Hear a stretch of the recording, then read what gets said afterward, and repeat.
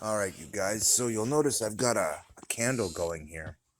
And what I'm going to do is I'm just going to speed up the production of wax here because I'm about to show you guys a neat trick that I have learned. So, I'm making a lot of bows. In fact, more than I expected. I just made my sixth, and it's actually quite good. I've used my brush broke, and I realized the handle was perfect. It's the same exact size as my longbow, which is behind it, with its handle epoxying in the final stage. It's done. This one I've made the serving for it on the string. I've tested it repeatedly. It's epic. It's pinpoint accurate. It has nice power. What's interesting is when I built it, I noticed this was actually more powerful. I just detuned it a little so they wouldn't step on each other. Okay, watch this. So I've got some wax here, right? I've got a form on the table. Watch this. I'm going to take this form and I'm going to fill it with wax. Now, what's going to happen is the core of this will be molten and the edges will cool because the material surrounding it is cool. Once it does, it'll basically make a chapstick of molten wax. So I tried it earlier. It makes the time it takes me to wax a string significantly reduced. So I'm just gonna keep kind of pouring here. So all I'm doing in here is milking this kind of wax production here. And just keep turning it so that the candle burns pretty evenly. If you get a thin spot, just skip over it and just keep working it till you get a nice even full turn like that. Okay, I'm actually just going to add a little more to that and top it right off. But that's looking really good right there. And now we're going to watch it and let it cool. Just going to top that off with a little bit more. I want it topped off to perfection, just like that.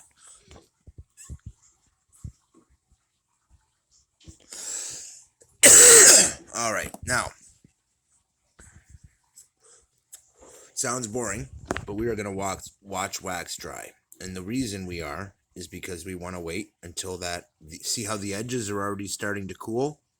Okay, well, that'll work its way towards the middle. When you see about a drill bit sized section in the middle that's molten and the edge looks almost solidified, we're going to pick it up off the table and you'll see that the bottom side, because it's up against the cool table, is already fully solidified, but it's soft. We're going to pick it up, and when I press my finger in the bottom, it's going to give me molten wax out the little tiny dot size midsection. It's really sweet. So what I did was basically make a wax form that when I fill it is essentially chapstick for the string. And it has made stringing and waxing so much easier because usually to treat the string, the longest part is to wax it. First time I did it, it took me an hour. Last time I did it, it took me half an hour.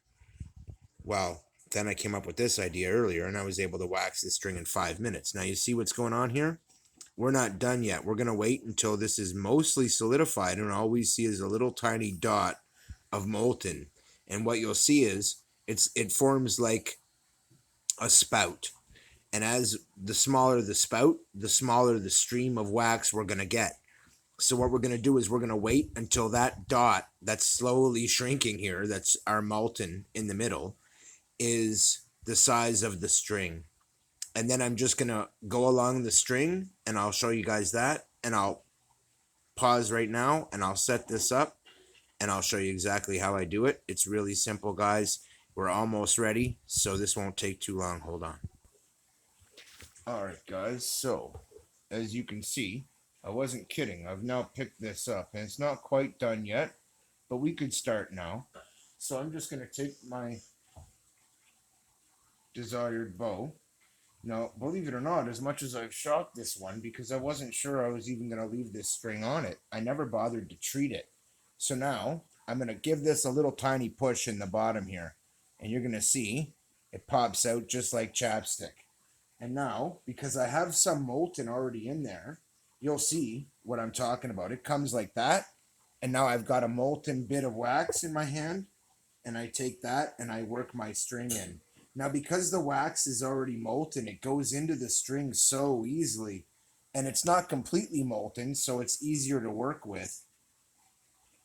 And just like chapstick, I can just come along and poke some out, go to where I ended, and just gently come along and work some of it off, rub it into the string real careful, real quick. And the trick is, because it's molten and in this little shaft, you're trying to get it done as quickly as possible, but the truth is it stays molten in there for quite a while. And in the time it takes me to do it this way, it's so much faster than that I don't even have to worry about it. So now I'm going to take, say, a little carbon rod action that fits up in there, and I'll show you the slug that it makes. And what's neat about that is it just hit the floor and has some glue gun glue and other stuff on it now, but that's what its slug looks like. And now it's molten wax, and I can just take that and apply that anywhere I might need to, like say on my servings, which was partly my intention. I want to coat those, I always do. And then I'm going to melt the excess off with my lighter. And this is by far the fastest way. I mean, look at the coverage I just got. Thorough, complete, immediate. And that is why I like doing it when it's pretty much molten. Not quite, just shy of that is actually absolutely perfect, because it lets you grab it around, work it, and then it soaks into all the little spaces and gives you enough in all the little spaces that you could soak it in. And then the next thing you know, you come along with your lighter and you melt in all the excess, and it looks like this. It's so easy to do, you guys. So there's my empty piece.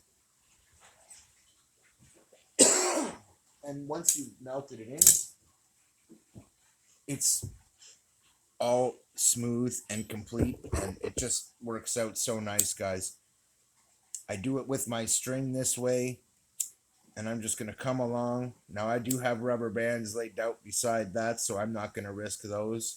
But look at that. Nice, even coating. Really fast and easy. It's by far the fastest, easiest way I've found so far. And it just lets you kind of do this. And then kind of come around. Owie. And do that. And just kind of work it in. And that's all I do. I just go around melting it little by little, making sure that any loose ends of this stuff is melted in as well, you guys. Then switch over to the other side, give that a quick hit where you can see I've got a few loose ends and I want to make them go away. I'm actually going to do that. I'm also going to use that to go up alongside of this other here and try and lock that in into the wax. And when you get a loose end like that, you can literally just melt it into place, guys, and lock it in place. Sorry, that was my tape measure hitting the floor there, guys.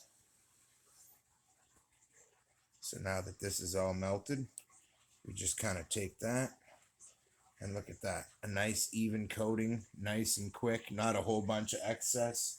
It makes for a really nice job. Really fast, really easy, guys. Now we're going to take the string and we're actually just going to do the exact same thing. And you can watch it get shiny. And that's how you know you've done your job. Now, this string, I have already tested it. It is very flimsy stuff, you guys. So you got to be really fast. As soon as you see it turn any kind of liquid color, that's it. You've done your part. Now, normally, I soak the string first. But I've noticed when you do, it shrinks less. And because this stuff has a lot of shrink to it, I actually want to shrink it as much as I can without snapping it. So I'm going to just do this lighter method for that purpose. But you can see how little time I'm spending on each section here, guys. Just barely enough to get that wax warm. And then I'm going to finish working it in with my fingers real fast. It actually helps to strengthen the string, believe it or not. Once that wax is wet, I want to force it into the string. Now, what we're doing is impregnating the string with wax, and the reason we're doing that is partly for aerodynamics, believe it or not. All those little fibers get melted off or covered or wrapped up with the mane, which is good for strength. It's also good for aerodynamics. All those little fibers are resistance in the air, and you want those all gone. And this is the type of paracord that isn't really plasticky, it's more like shoelacy. And because of that, it has all these little fibers, and we want every one of those disappeared, and that'll help our aerodynamics. We also want the whole thing thoroughly impregnated with wax. And the reason we do is, again, aerodynamics, but also for weight. It adds weight to the string. So a minute ago, when I did this and gave it a little test pull, it snapped my wrist. Now, I'm not done with this yet. When you dry fire them, sometimes they'll do that. Try not to judge them by that. This may have a really low brace height, but it actually has really nice power in this range, and I quite like it. And if you actually have an arrow in it, it won't hit your wrist. But at the same time, I'm not finished with this yet. In fact, this has a lot more stages to go through before I'm finished, you might think. Not so much. It just needs to be dialed in.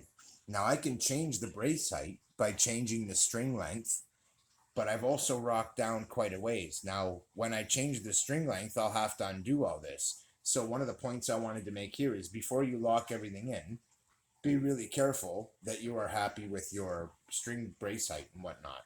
Now, in my case, I'm actually going to do this again and bring it down even further, which will actually make it tighter.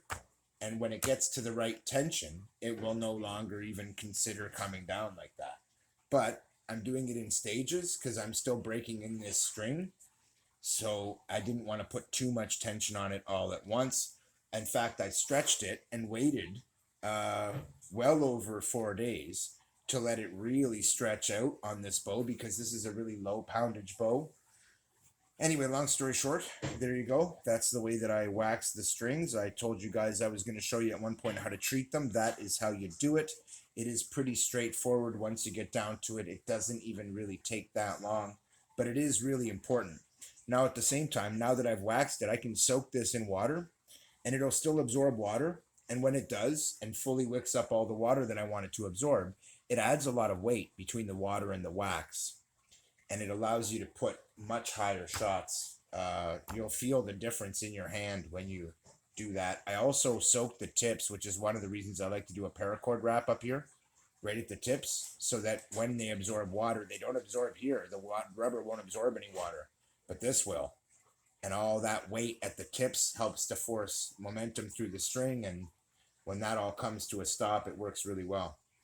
That being said, it's one of the reasons why I like it to have a shallow brace height. The farther those tips snap forward, the more weight is on them, the more momentum they'll have, the more speed the arrow has. In fact, when I dry fire it, it hits your wrist every time, but when I fire arrows through it, I've never had it do that. Dry firing a bow is different. So when you set up a bow, try not to dry fire it and test it based on that. Instead, fire it with an arrow, guys, and then see how it responds to that. And you'll be surprised how low a brace height you can actually run. This isn't crazy high poundage, but like I said, I'm not done yet. This string is still stretching out, and I may end up putting a wrap on one of these. In fact, I'll show you how that works. You just simply bow it, do yourself a little loop like this, where you don't just do a loop here, but twist the loop, bring it up around, and don't just bring it anywhere. Bring it right back down to where the string was setting. And now I've taken out that loop of material, and now look what that done to my brace height. Now all of a sudden, with that one quick mod, see what I mean? Easy to adjust. It may have looked like we needed to do a redo, but there's no need. In fact, it's more than capable of firing arrows just like this, and this is actually how I intended to run it at my full draw. It's actually really nice. Like, you get a really nice shot without a really crazy draw. And if you really want to pull it back, I mean, it's definitely got the capability. What's hilarious is the string being freshly waxed. It's actually really hard to grip. I've still got to make my serving on it. But right here, I have the handle the leather here was a bit messy in the way that it came together. And for a while, I wasn't going to do this, and I thought I'd just wait and replace it. But I actually really like the way the seams line up and the way the grip is. And even this is part of the indexing for me. And so indexing is really important. And I have my arrow rest here, and it's all lined up so nicely and indexed perfectly. I just decided instead of rebuilding the whole handle to put new leather on when I happen to really like what's there just for aesthetics. I go on functionality every time, guys. So I'm going to get to it. This needs to rock on for the next, oh, I don't know, 12 hours or so to let the epoxy fully dry.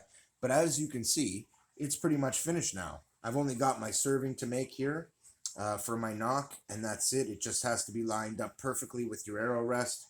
It will be. It's not that big a deal. I've also finished this one tonight, which is the next one. And this is what I'm talking about. This one's been indexed, built.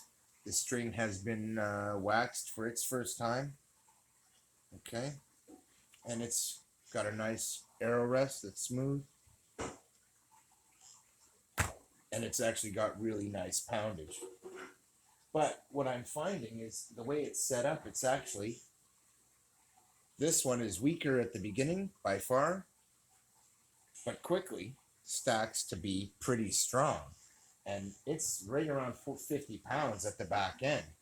This one, you would have to stack it really hard to actually get to the back end of it, the way that it's set up. But I'm not done yet. I'm still wrapping this way, and soon this will be finished.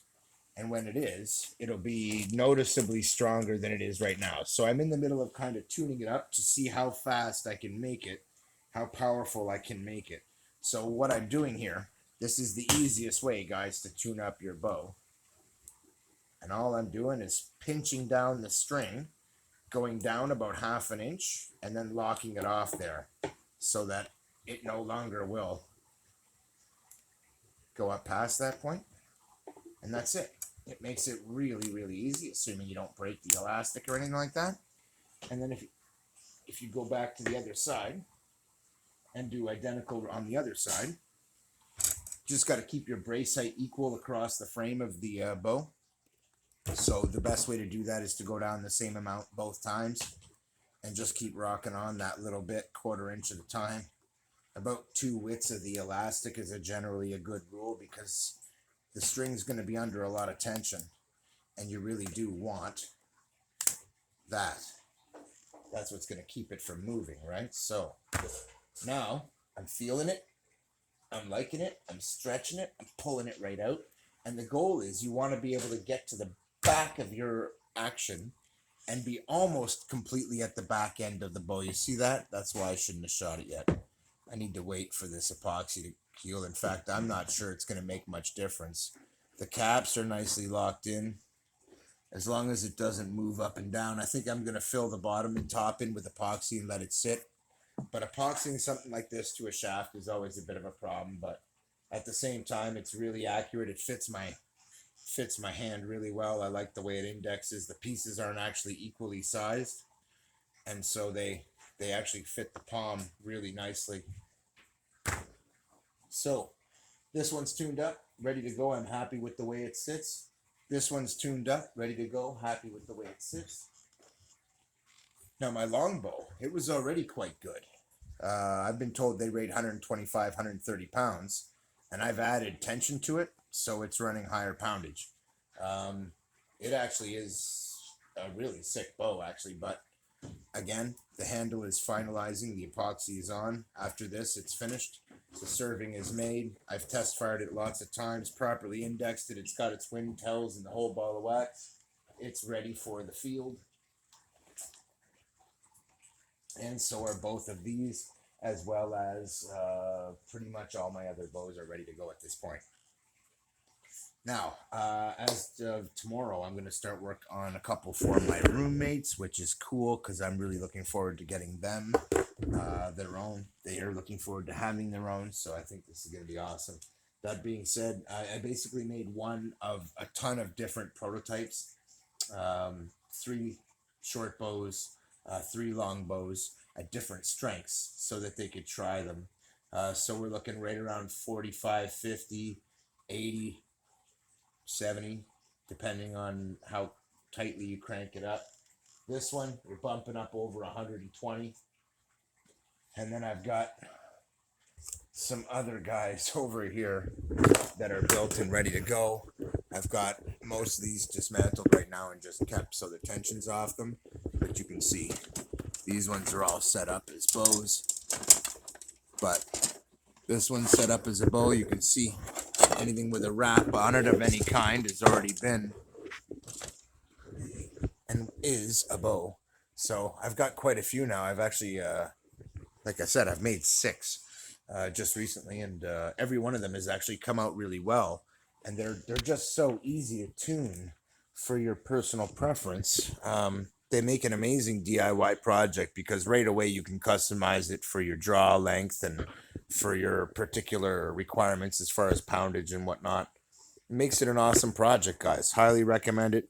I've seen a lot of videos of people recommending these various bows. And yeah, I mean, these can be a great project. I say don't use PVC. These have been a blast. You just got to make a good handle because these vibrate more when they're out of the PVC. But they also respond faster and you get good arrow speeds. And they're lighter. Keith out.